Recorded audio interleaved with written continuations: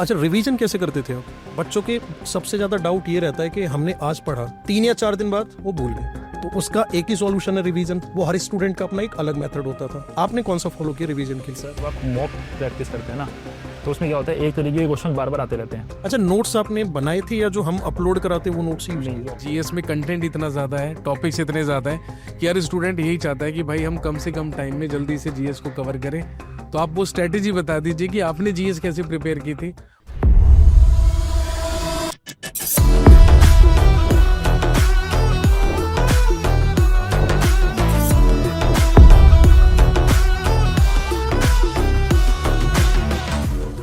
नमस्कार दोस्तों, मैं अभिषेक सुमन अपने साथी विवेक सर के साथ एक एसएससी सीएचएसएल टॉपर से आपको मिलवाने के लिए आया हूँ। आज हमारे साथ यहाँ पर मौजूद है कुणाल कुमार, जिन्होंने रिसेंटली एसएससी सीएचएसएल में ऑल इंडिया रैंक 171 हासिल की है। और भाई सबसे पहले तो बहुत बहुत मुबारकबाद आपको। Thank you sir, thank you sir. और बहुत ही अच्छा लग रहा है देखकर कि आप अच्छी रैंक लेकर टॉपर्स में से एक हैं। और आपसे बहुत सारी बातें होंगी। हम चाहते हैं कि जो हमारे स्टूडेंट्स आपको देख रहे हैं और तैयारी कर रहे हैं, आप उनको मोटिवेट करें, अपना एक्सपीरियंस बताएं और बताएं कि भाई सिलेक्शन लेने के लिए किन किन चीज़ों पर आपको बहुत ज़्यादा फोकस करना होगा और किन किन चीज़ों पर ध्यान रखना होगा। कुणाल, मैं चाहता हूं कि आप इसको सेशन को स्टार्ट करने से पहले सबसे पहले अपने बारे में और अपनी फैमिली के बारे में कुछ बताएं। सर मेरी 2 सिस्टर्स हैं। मेरे पापा गवर्नमेंट जॉब करते हैं CPWD में, और मैं दिल्ली से ही हूँ। मैंने कॉलेज हिमल से किया 2000 आपकी कॉलेज से पढ़े? जी। ओके। 2022 में ग्रेजुएशन कंप्लीट हो गई थी। 2021 में मैंने स्टार्ट कर दिया था प्रिपरेशन। सबसे पहले मैथ्स और इंग्लिश का बैच लिया था। उसके बाद मेरा CGL में 2 अटेम्प्ट दिए हैं, 2022 और 23। उसमें कुछ मार्क्स रह रहे थे, पर 2024 वाला इसमें 324 मार्क्स है। मैंने ये जो 2024 वाला CHSL है ना, ये मैंने CGL को टारगेट करते हुए दिया था। मतलब टारगेट CGL था और ये बीच में आ गया था, तो मैंने वो दिया था, तो उसमें हो गया था। तो आपका मेन जो फोकस है वो एसएससी सीजीएल पे ही है। हाँ, लेकिन डेफिनेट सी बात है कि जब हम एसएससी सीजीएल की तैयारी कर रहे होते हैं और उसी लेवल पर तैयारी कर रहे होते हैं, तो भाई स्वाभाविक सी बात है सीएचएसएल में आपके सिलेक्शन होने के जो चांसेस हैं वो बहुत ज़्यादा हाई हो जाते हैं। Yes sir. और कहीं ना कहीं एक कॉन्फिडेंस भी बूस्टअप हो जाता है कि भाई जब हमने सीएचएसएल कर लिया है तो अब हम सीजीएल भी कर लेंगे, क्योंकि एक जो हमने सीढ़ी है सक्सेस की वो चढ़ ली है। यस है ना? तो कहीं ना कहीं तो कुणाल, तुम करियर विल से कब जुड़े थे? कब तुम्हें करियर विल के बारे में पता चला? सर 2020 में पता लगा था। मेरी बुआ जी तैयारी करती थी कैरियर से। तो पहले तो ये था कि ऑफलाइन आगे पढ़ना है, पर जिस दिन मैंने डेमो लिया था उसके अगले दिन ही लॉकडाउन लग गया था। तो फिर उसके बाद 6 महीने तक कुछ नहीं हुआ, पता नहीं था लॉकडाउन कब तक जाएगा। फिर 2021 में मैंने ऑनलाइन लिया। उससे पहले मैंने राकेश सर का यूट्यूब पे देखा था वो कैसे पढ़ाते हैं, क्योंकि पहले रिस्क लगता था ऑनलाइन कुछ लेना। फिर इंग्लिश के साथ साथ वो जयदीप सर से वो भी लिया, जयदीप सर के लिए इंग्लिश भी लिया। पहले इंग्लिश और मैथ्स कंप्लीट करे अच्छे से 1 साल, 2 बार ही लिए बैच, क्योंकि लॉकडाउन लंबा चल गया था। कॉलेज में भी इतना जाना नहीं था। तो उसके बाद फिर पर ये हुआ था कि मैंने रीजनिंग थोड़ी छोड़ दी थी और GS भी उतना नहीं ग्रैब की थी, क्योंकि कोई बताने वाला नहीं था, लॉकडाउन चल रहा था, सब ऐसे ही जा रहा था ना, कोई एग्जाम आ रहा था पास में। फिर उसके बाद 2023 में जब 2023 वाला CGL थोड़े मार्क्स से रह गया था, उसके बाद पिछले साल के जनवरी से स्टार्ट की थी मैंने GS पढ़ने। और फिर उसके बाद GS में तो आप कह रहे हो कि आप पहले जीएस पे ज्यादा ध्यान नहीं देते थे, लेकिन फिर आपने जीएस को भी इम्पोर्टेंस देनी शुरू की, जी। है ना? और आपको भी ऐसा लगा कि भाई जीएस का भी बेहद इंपॉर्टेंट रोल है सिलेक्शन लेने में। बस मेरा वही सवाल है आपसे अगला, कि आप मुझे बताइए कि आपने जो सिलेक्शन लिया है और इतनी अच्छी रैंक जो आपने प्राप्त की है, इसमें जीएस का रोल क्या रहा? कितनी मदद मिली आपको जीएस में और आपने जीएस कैसे प्रिपेयर की? ये हमारे स्टूडेंट्स का सबसे अहम सवाल है, क्योंकि भाई जीएस में कंटेंट इतना ज्यादा है, टॉपिक्स इतने ज्यादा है कि हर स्टूडेंट यही चाहता है कि भाई हम कम से कम टाइम में जल्दी से जीएस को कवर करें। तो आप वो स्ट्रेटेजी बता दीजिए कि आपने जीएस कैसे प्रिपेयर की थी और आप कैसे हमारे साथ जीएस में जुड़े और आपको हमसे जीएस पढ़ के कैसा लगा, आपको मजा आया या कितना उससे फायदा मिला आपको और कितना ज्यादा मोटिवेट हुए सेल्फ स्टडी करने के लिए, ये आप हमें बताइए। सर मैथ्स, इंग्लिश, रीजनिंग, इनमें तो आप एक भी क्वेश्चन छोड़ नहीं सकते, क्योंकि फिर तो आप ऐसे ही मारो।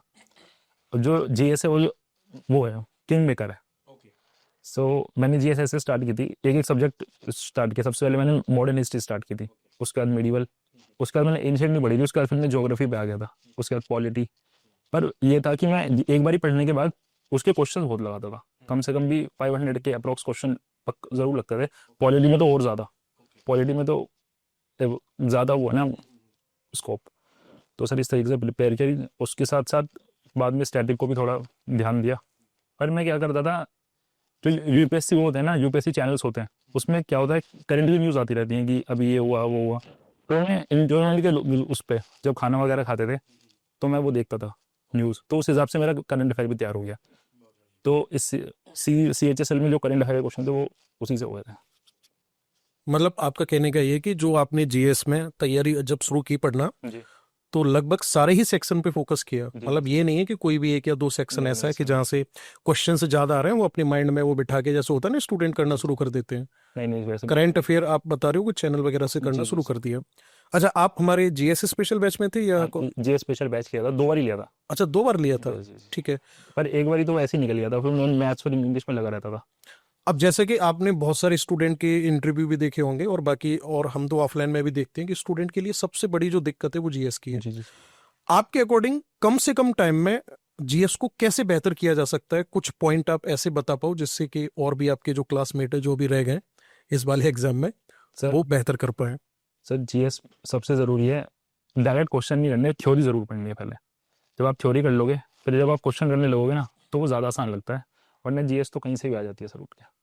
उसका एक और फायदा है जो ये बता रहे हैं, उस प्रोसेस पे अगर आप जाके तैयारी करोगे, अगर आप डायरेक्ट प्रीवियस ईयर क्वेश्चंस लगाने बैठोगे ना, मान के चलो एक सब्जेक्ट आपने उठाया, कोई भी एक एग्जांपल पे ले लेते हैं, इकोनॉमिक्स उठाया आप लोगों ने, ठीक है, उसमें आपने क्या किया, 2 चैप्टर पढ़े और उसका टेस्ट लगाने बैठ गए, तो उसमें क्या होगा, नंबर तो आने नहीं है उसमें, वो कॉन्फिडेंस और ज्यादा डाउन करेगा। यस यस तो उससे बेहतर ये कि एक सब्जेक्ट तैयार हो जाए, उसके बाद फिर आप उसके क्वेश्चंस लगाना शुरू करोगे यस। तो वो ज्यादा बेहतर होगा। अच्छा, नोट्स आपने बनाए थे या जो हम अपलोड कराते हैं वो नोट्स यूज नहीं, किए? जो अपलोड कराते हैं उसी से ही मेरा बहुत टाइम बचता था उससे। अच्छा, नोट्स जो है वो पीडीएफ से आपने जी। तैयारी कर ली, ठीक है। क्लास रिकॉर्डेड देखी फिर या फिर लाइव? रिकॉर्डेड रिकॉर्डेड मैंने क्लास, मैं लाइव बैच लेता था, पर लाइव क्लास रिकॉर्डेड देखता था। ठीक है। वो मैं तो 2x पे देखता था ना, हम्म। वो काफ़ी टाइम लग जाता। अच्छा, मतलब ये कि पहले वो पीडीएफ से नोट्स पढ़ लिए और जी उसके जी। बाद में वो जो रिकॉर्डेड वीडियो हमारी हाँ रहती जी, है यस सर। उससे पूरा रिवाइज हो गया। जी। डाउट बचता था? नहीं, डाउट इतना ही नहीं बचता था, कुछ ज़्यादा ठीक है। खास डाउट नहीं बचता था। और सर तो काफ़ी अच्छा पढ़ाते थे, हिस्ट्री और पॉलिटी धीरे धीरे बोल के, जब स्पीड भी तेज कर दो तो भी लगता था नॉर्मली स्पीड। ठीक है, तो आपका मीडियम हिंदी मीडियम था, इंग्लिश मीडियम? इंग्लिश। अच्छा, इंग्लिश मीडियम था। हाँ, आपने कॉलेज का नाम बताया, चलो ठीक है। हम ये जानना चाहते हैं कि भाई आप ऑलरेडी देखो 2020 से करियर व्हील के साथ जुड़े हुए हो, आपने हमसे जीएस भी पढ़ी है, हिस्ट्री, पॉलिटी, ज्योग्राफी, इकोनॉमी, सारे सब्जेक्ट्स यहाँ पे पढ़े हैं। अब हम ये जानना चाहते हैं कि भाई देखो 2020 से आप जुड़े थे, अब 2025 आ चुका है, लगभग उस प्रोसेस को 5 साल का समय गुजर चुका है। 5 साल में समय भी चेंज हो गया है, स्टूडेंट्स की जो अप्रोच है पढ़ाई को लेके वो भी बहुत पहले से चेंज हो गई है। Yes sir. ठीक है, शायद जैसे आपने कहा कि भाई हमें सबसे पहले थ्योरी कंप्लीट करनी चाहिए, देखिए ऑथेंटिक तरीका वही है जीएस को पढ़ने का कि आप सबसे पहले एटलीस्ट एक बार सारे के सारे टॉपिक्स के कॉन्सेप्ट्स और थ्योरी को कंप्लीट करें। लेकिन फिर भी आजकल हम स्टूडेंट्स को देखते हैं कि सर हमें इतना ज़्यादा नहीं पढ़ना है, या इवन हम जो अभी भी करवा रहे हैं वो भी सर हमें ऐसा लगता है कि ये ज़रूरत से बहुत ज़्यादा है, हमसे जीएस याद नहीं होती है, या हम बहुत ज़्यादा मेहनत नहीं करना चाहते हैं, एफर्ट नहीं करना चाहते हैं। तो कुणाल, आप बस हमें सजेस्ट कीजिए, आप हमें सजेशन दीजिए कि हम जीएस को और ज़्यादा बेहतर बनाने के लिए या स्टूडेंट्स को और ज़्यादा बेहतर तरीके से प्रेजेंट करने के लिए क्या रिफॉर्म्स कर सकते हैं, क्या सुधार कर सकते हैं, आपको जो पर्सनली लगता हो। भाई जब आप पढ़ते होंगे जीएस तो ऐसा नहीं है कि आप 100% आपको सेटिस्फेक्शन मिल जाता होगा, जी। कहीं ना कहीं कुछ चीज़ें ऐसा लगती होंगी कि यार ये काश इस तरीके से होती या इस मॉड्यूल में होती तो मेरे लिए ज़्यादा बेनिफिशियल होती। तो मैं वही जानना चाह रहा हूँ कि हम ऐसे क्या रिफॉर्म्स या क्या सुधार कर सकते हैं जो आपको लगता है कि सारे के सारे स्टूडेंट्स के लिए वो बहुत ज़्यादा बेनिफिशियल रहेगा। सर मैंने हर टीचर से यूट्यूब पे क्लास देखी है आपके अलावा भी, पर आप कोई भी क्लास लोगे ना, ये टीचर पढ़ाती है वो सिर्फ 60% होता है, 40% बच्चों को PYQ कर करके और अपनी मेहनत से थोड़ा आगे बढ़ना पड़ेगा। आपका कहने का मतलब है कि हम पूरी तरीके से केवल और केवल टीचर्स पे डिपेंडेंट नहीं रह नहीं सकते। सर, बिल्कुल। डेफिनेटली देखो, सही बात है कि हम आपको कितना भी पढ़ा लें, यस। आपकी कितनी भी तैयारी करा लें, लेकिन जब तक आप खुद उसको प्रैक्टिकली करके नहीं देखोगे, उसकी प्रैक्टिस आप खुद से नहीं करोगे, तब तक आपको शायद उसका रिजल्ट उतना जल्दी नहीं मिलेगा। हो सकता है कि मिले, लेकिन उसमें आपको बहुत ज़्यादा टाइम लग जाए। तो आपको कहने का मतलब है कि पहले आप थ्योरी कंप्लीट कर लीजिए और ज़्यादा से ज़्यादा जो क्वेश्चंस हैं उसकी प्रैक्टिस कीजिए। Yes sir, yes. कुणाल का कहना है कि भाई प्रैक्टिस आपको ज़्यादा से ज़्यादा करनी है। आप थ्योरी पढ़ चुके हैं, अगर आपने थ्योरी कर ली है, सिलेबस कंप्लीट कर लिया है, तो आप ऐसा ना समझे कि आपकी जीएस तैयार हो गई है। असली जो काम है आपका वो उसके बाद शुरू होगा। जितने ज्यादा से ज्यादा क्वेश्चंस आप लगा कर देखेंगे, जितने ज्यादा से ज्यादा क्वेश्चंस की आप प्रैक्टिस करेंगे, उसी से आपको फायदा मिलने वाला है। अच्छा, रिवीजन कैसे करते थे आप? सर रिवीजन जैसे आपने कहा कि पहले थ्योरी कंप्लीट करनी है, बच्चों के सबसे ज्यादा डाउट ये रहता है कि हमने आज पढ़ा, बहुत अच्छे से समझ में आया, ठीक है, टीचर की भी उन्होंने तारीफ कर दी, 3 या 4 दिन बाद वो भूल गए। और ये हर एक स्टूडेंट की प्रॉब्लम रहती है, जब हम पढ़ते थे हमारे साथ भी प्रॉब्लम रहती थी। तो उसका एक ही सॉल्यूशन है रिवीजन। वो हर स्टूडेंट का अपना एक अलग मेथड होता था। आपने कौन सा फॉलो किया रिवीजन के लिए? सर मेरा क्या था, मैं एक सब्जेक्ट उठाता था ना, जैसे मॉडर्न हिस्ट्री उठाई तो मैं उसे बहुत लंबा खींच के पढ़ता था। मतलब उस एक लाइन को, एक डेट को 5 से 7 बार लिख के मैं तभी याद करता था। मुझे 9th क्लास से आता था। मतलब एक एक लाइन पढ़ के एक चैप्टर को चाहे 1 महीना दो, पर वो पूरा कंप्लीट करके चलो। इसलिए मेरे जनवरी में शुरू किया था, अक्टूबर के करीब जाके मेरी जीएस कंप्लीट हुई थी। मतलब लिख के रिवीजन लिख के सर रजिस्टर के रजिस्टर पढ़ जाते थे। एग्जैक्टली मैंने ये काम बहुत किया है। और मेरे पास तो जब मैं तैयारी कर रहा था उस टाइम पे एक छोटा सा बोर्ड हुआ करता था, आज भी रखा हुआ है। और एक चीज और मैंने नोटिस की उस टाइम पे, एक टॉपिक हमने पूरा अच्छे से तैयार कर लिया, अगर हम उसको लिखने बैठेंगे ना, पूरा नहीं लिख पाएंगे उसको पहली बार में। वो लगभग 20 to 30% वो रह ही जाएगा। दूसरा, रिवीजन के लिए आप लोग एक चीज और फॉलो कर सकते हो, बाकी जो हमारे स्टूडेंट हैं, मैं एक चीज और करता था। जैसे मुझे मान के चलो मेरा सब्जेक्ट है ज्योग्राफी है, मुझे ज्योग्राफी का रिवीजन करना है, तो उसके पूरे कंप्लीट चैप्टर लिखे मैंने एक पेपर पे, और जो मेरी टेबल होती थी उस पे सामने टेबल पे मैंने दीवार पे लगा दिया। जैसे शुरू के 3 चैप्टर कंप्लीट हुए उन पे टिक लगा दिया। जैसे जैसे वो कंप्लीट होते गए तो उनको टिक लगाओ या उसको कट करते चलो। उसमें क्या होता था कि ऊपर से जब 5 से 6 कट लगे हुए दिखाई देते थे ना, फिर अंदर से ये फीलिंग आती थी भाई बहुत अच्छा कर रहे हो, आगे कंटिन्यू करना है। माइंड में फिर ये आ रहा है कि चलो 1-2 दिन का गैप मार देते हैं।